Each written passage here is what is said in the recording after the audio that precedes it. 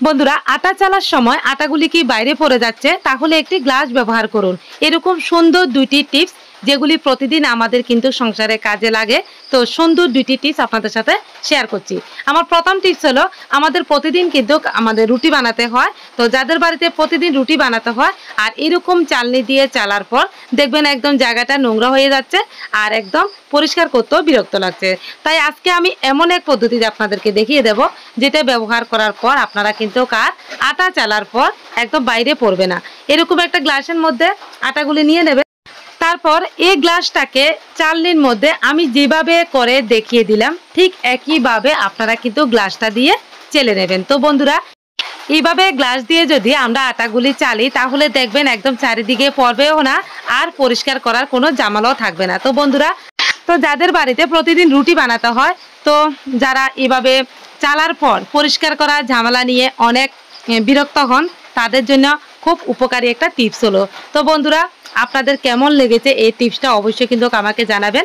অবশ্যই আপনাদের কিন্তু অনেক হেল্প হবে এই টিপসটা। তো বন্ধুরা, চলুন আমার দ্বিতীয় নাম্বার টিপসে। তো অনেক সময় আমাদের বড় মাছ আনলে আমরা মাছের আঁশগুলি ছাড়তে অনেক অসুবিধা মনে করি। একদম দা বটি অনেক কিছু আমরা ব্যবহার করি, অনেক সময় আমাদের কিন্তু এত বিরক্ত লাগে।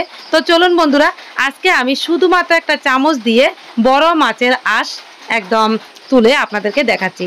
তো অবশ্যই এই টিপসটা অনেকে জানেন, তো যারা জানেন না তারা অবশ্যই এরকম একটা চামচ দিয়ে যত বড় মাছ হোক না কেন আপনারা কিন্তু একদম নিমেষে আঁশগুলি তুলে নিতে পারেন। তো বন্ধুরা, যারা নতুন নতুন গৃহিণী তাদের জন্য এই টিপসটা। তো আপনারা কিন্তু এইভাবে চামচ দিয়ে যত বড় মাছ হোক না কেন একদম মাছের আঁশগুলি তুলে নিতে পারেন। তো আমার চ্যানেলে মাছের আঁশ তোলার 2টা ভিডিও আমি আপলোড করেছিলাম। তো অনেকে বলেছিলেন আর কোনো নতুন টিপস থাকলে মাছের আঁশ তোলার অবশ্যই দেখিয়ে দেবেন দিদিভাই। তো যারা বলেছিলেন তারা অবশ্যই দেখবেন। এবার একটা কাঁচি দিয়ে আমি মাছের লেজ পাখনাগুলিকে খুব সুন্দরভাবে কিন্তু একদম ইজিভাবে আমি কেটে নিচ্ছি, দেখুন। তো আপনারা অবশ্যই এভাবে বড় মাছ আনলে কোনো অসুবিধা মনে করবেন না। আমার এই টিপসগুলি ফলো করে অবশ্যই কিন্তু আপনারা যত বড় মাছ আপনারা কিন্তু একদম নিমিষে কেটে নিতে পারেন।